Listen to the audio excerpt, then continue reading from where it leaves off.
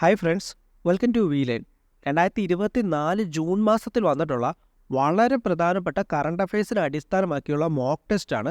അപ്പോൾ അതിൻ്റെ പാർട്ട് 1 ആണ്. നമ്മുടെ ഒന്നാമത്തെ ചോദ്യം ഇതാണ്: അടുത്തിടെ വാർത്തകളിൽ ഇടം നേടിയ തദോബ അന്തേരി ടൈഗർ റിസർവ് ഏത് സംസ്ഥാനത്താണ് കാണപ്പെടുന്നത്?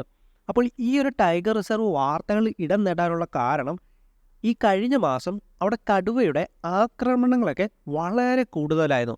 അപ്പോൾ അങ്ങനെ പറയുന്ന സമയത്തും നമ്മുടെ തദോബ അന്തേരി ടൈഗർ റിസർവ് എന്ന് പറയുന്നത് വളരെ പ്രധാനപ്പെട്ട ടൈഗർ റിസർവുകളിലൊന്നാണ്. കാരണം ഏകദേശം 625.4 സ്ക്വയർ കിലോമീറ്ററോളം വലുപ്പമുള്ള ഈ ടൈഗർ റിസർവിൻ്റെ പാർട്ടാണ് തദോബ നാഷണൽ പാർക്കും അതുപോലെ തന്നെ അന്തേരി വൈൽഡ് ലൈഫ് സാഞ്ചുറി. അപ്പോൾ അതുകൊണ്ടൊക്കെ തന്നെ ഈ ഒരു ടൈഗർ റിസർവ് വളരെ പ്രശസ്തമാണ്. അപ്പം അങ്ങനെയുള്ള നമ്മുടെ തദോബ അന്തേരി ടൈഗർ റിസർവ് ഏത് സംസ്ഥാനത്തിലാണ് കാണപ്പെടുന്നത്? അത് മഹാരാഷ്ട്രയിലാണ്. മഹാരാഷ്ട്രയിലാണ് നമ്മുടെ തദോബ അന്തേരി ടൈഗർ റിസർവ് കാണപ്പെടുന്നത്. ഇനി നമുക്ക് നമ്മുടെ രണ്ടാമത്തെ ചോദ്യത്തിലേക്ക് പോകാം. നമ്മുടെ രണ്ടാമത്തെ ചോദ്യം ഇതാണ്: മിഡ് ഇയർ ക്ലൈമറ്റ് കോൺഫറൻസ് അല്ലെങ്കിൽ 60ാമത് മീറ്റിംഗ് ഓഫ് സബ്സിഡറി ബോഡീസ് അല്ലെങ്കിൽ SB60 ഏത് രാജ്യത്താണ് ഓർഗനൈസ് ചെയ്തതെന്നാണ് നമുക്ക് രണ്ടാമതായിട്ട് വരാൻ സാധ്യതയുള്ള ചോദ്യം. നമുക്കറിയാം, നമ്മുടെ യുണൈറ്റഡ് നേഷൻസിന് കീഴിൽ കാലാവസ്ഥാ സംരക്ഷണത്തിനായി നിലവിൽ വന്നിട്ടുള്ള ഓർഗനാണ് UNFCCC അല്ലെങ്കിൽ United Nations framework conventions on climate change. അങ്ങനെ UNFCCCയിൽ ഒപ്പുവയ്ക്കപ്പെട്ടിട്ടുള്ള എല്ലാ അംഗരാജ്യങ്ങളെയും വിളിച്ചു ചേർത്തിട്ടുള്ള മീറ്റിംഗ് ആയിരുന്നു മിഡ് ഇയർ ക്ലൈമറ്റ് കോൺഫറൻസ് അല്ലെങ്കിൽ SB60 അല്ലെങ്കിൽ സബ്സിഡറി ബോഡീസിൻ്റെ 60ാമത് മീറ്റിംഗ്. ഇനി ഇത് വിളിച്ചു ചേർത്തത് ആരാണെന്ന് ചോദിച്ചു കഴിഞ്ഞാൽ നമ്മുടെ ഡൽഹി ബേസ്ഡ് ആയിട്ട് പ്രവർത്തിക്കുന്ന ഒരു പബ്ലിക് ഇൻട്രസ്റ്റ് റിസർച്ച് ഓർഗനൈസേഷനായിട്ടുള്ള CSE അല്ലെങ്കിൽ centre for science and environment ആണ്. ഇനി എന്തിനാണ് വിളിച്ചു ചേർത്തതെന്നാൽ 2023 ദുബായിൽ വെച്ച് നടന്ന COP28 അല്ലെങ്കിൽ കോൺഫറൻസ് ഓൺ പാർട്ടീസ് 28നും ഇനി 2024 അവസാനത്തോടുകൂടി അസർബൈജാനിൽ വെച്ച് നടക്കാൻ പോകുന്ന COP29നും, അപ്പോൾ ഈ രണ്ടിനുമിടയിൽ COP28നും COP29നും നടുക്കുള്ള ഒരു മിഡ് ഫേസ് ഡിസ്കഷൻ എന്ന പോലെയാണ് ഈ ഒരു 60ാമത് SB60 വിളിച്ചു ചേർക്കപ്പെട്ടിട്ടുള്ളത്. അപ്പോൾ ഇതിനകത്ത് പ്രധാനമായിട്ടും ഡിസ്കസ് ചെയ്യപ്പെട്ടത് നമ്മൾ 28ൽ നിന്നും നമ്മൾ ഡിസ്കസ് ചെയ്തതിൽ നിന്നും എന്തൊക്കെ നമ്മൾ അച്ചീവ് ചെയ്തു, അതുപോലെ തന്നെ ഇനി 29ാമത് COPയിൽ നമ്മൾ എന്തൊക്കെ കാര്യങ്ങളാണ് ഡിസ്കസ് ചെയ്യേണ്ടത്. അപ്പോൾ ഇങ്ങനെയൊക്കെ ആയിട്ട് ബന്ധപ്പെട്ട നമ്മുടെ കാലാവസ്ഥാ വ്യതിയാനവുമായിട്ട് ബന്ധപ്പെട്ട കാര്യങ്ങൾ ചർച്ച ചെയ്യാനായിട്ടാണ് ഒരു ട്രാൻസിഷൻ ഫേസ് അല്ലെങ്കിൽ ഒരു മിഡ് ഫേസ് എന്ന പോലെ ഈ COP28നും COP29നും നടുക്കായിട്ട് ഇപ്പോൾ ഈ മീറ്റിംഗ് വിളിച്ചു ചേർത്തത്. അപ്പോൾ അങ്ങനെയുള്ള ഈ മീറ്റിംഗ് എവിടെയാണ് വിളിച്ചു ചേർത്തത് എന്നാണ് നമ്മുടെ ചോദ്യം. അതെവിടെയാണ്? അത് നമ്മുടെ ജർമ്മനിയിലെ ബോണിലാണ് ഈ ഒരു മീറ്റിംഗ് വിളിച്ചു ചേർക്കപ്പെട്ടിട്ടുള്ളത്. അപ്പോൾ ഈ ഒരു കാര്യം വളരെ പ്രധാനപ്പെട്ടതാണ്. അപ്പോൾ നിങ്ങൾ പഠിച്ചു വെക്കുക കേട്ടോ. മൂന്നാമതായി വരാൻ സാധ്യതയുള്ളൊരു ചോദ്യമാണ്: WSIS അല്ലെങ്കിൽ world summit on the information society ഏത് നഗരത്തിൽ അല്ലെങ്കിൽ ഏത് രാജ്യത്തിലാണ് കണ്ടക്ട് ചെയ്യപ്പെട്ടിട്ടുള്ളത്?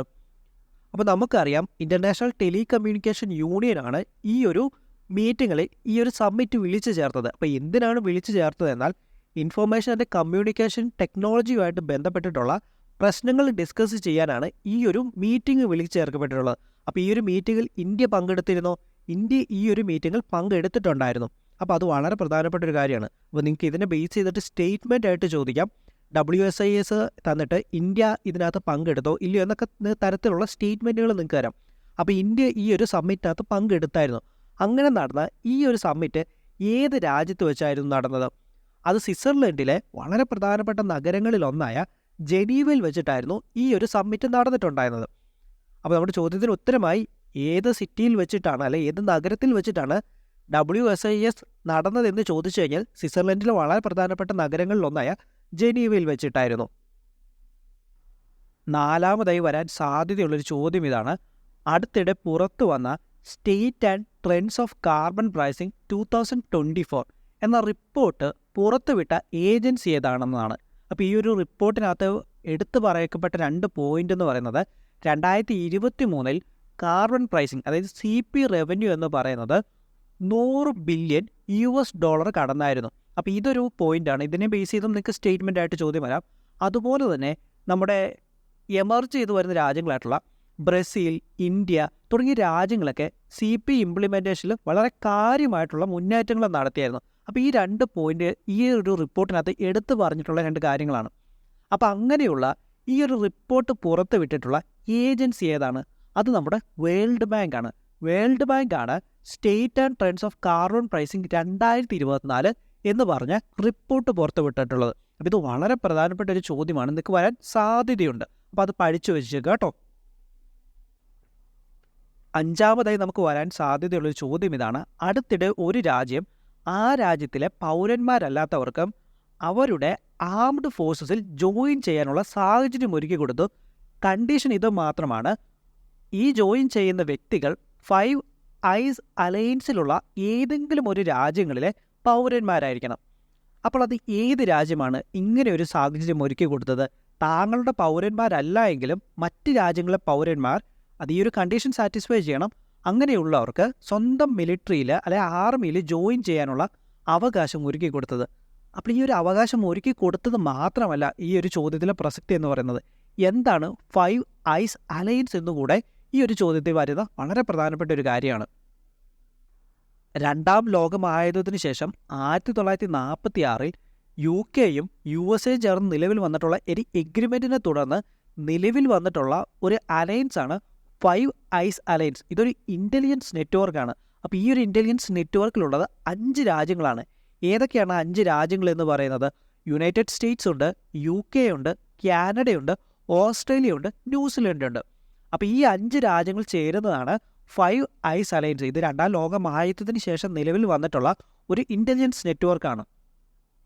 അപ്പോൾ ഇത് വളരെ പ്രധാനപ്പെട്ട ഒരു പോയിന്റ് കേട്ടോ. എന്താണ് 5 ഐസ് അലയൻസ് എന്നുള്ളത്? അത് പഠിച്ചിരിക്കണേ. അപ്പം അങ്ങനെയുള്ള ഈ 5 അലയൻസിലുള്ള ഒരു രാജ്യം ആ രാജ്യത്തിലെ പൗരന്മാരല്ല എങ്കിലും ഈ 5 ഐസ് അലയൻസിലുള്ള ഏതെങ്കിലും ഒരു രാജ്യത്തിലെ പൗരന്മാരാണെങ്കിൽ അവരുടെ ആർമഡ് ഫോഴ്സസിൽ ജോയിൻ ചെയ്യാനുള്ള സാഹചര്യം ഒരുക്കി കൊടുത്തായിരുന്നു. അത് ഏത് രാജ്യമാണ്? അത് ഓസ്ട്രേലിയയാണ്. അപ്പോൾ ഇത് കറണ്ട് അഫെയർസിനെ ബേസ് ചെയ്തിട്ട് വളരെ പ്രധാനപ്പെട്ട ഒരു പോയിൻ്റാണ്. അപ്പോൾ അത് ഏത് രീതിയിലാണ് ഇമ്പോർട്ടൻ്റ് ആകുന്നത് എന്നാൽ ഏത് രാജ്യമാണ് ഈ ഒരു സാഹചര്യം ഒരുക്കി കൊടുത്തത് എന്നതിനേക്കാളും വലുതായിട്ട് എന്താണ് 5 ഐസ് അലയൻസ് എന്നത് നിങ്ങൾക്ക് ചോദ്യമായിട്ട് വരും. ഇതായിരിക്കും ഇതിൽ നിന്നും ചോദ്യമായിട്ട് വരിക. എന്താണ് 5 ഐസ് അലയൻസ്? ആരൊക്കെയാണ് അതിലുള്ള അംഗങ്ങൾ? അതാണ് ഇതിൽ നിന്നും നിങ്ങൾക്ക് ചോദ്യമായിട്ട് വരാൻ കൂടുതൽ സാധ്യതയുള്ള ക്വസ്റ്റ്യൻ. അപ്പോൾ ഇത്രയാണ് നമ്മൾ ഇന്നത്തെ ഒരു വീഡിയോയിലൂടെ നോക്കുന്നത്. ബാക്കിയുള്ള ചോദ്യങ്ങൾ നമുക്ക് അടുത്ത ദിവസങ്ങളായിട്ട് ചെയ്യാം. അപ്പോൾ ഞാൻ ഈ വീഡിയോ കൺക്ലൂഡ് ചെയ്യുന്നതിന് മുമ്പ് നമ്മുടെ വളരെ ചെറിയൊരു ചാനലാണ്.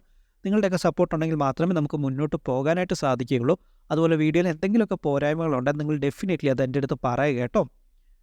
അപ്പോൾ ഓക്കെ, നമുക്ക് അടുത്തൊരു വീഡിയോയിലൂടെ കാണാം. താങ്ക്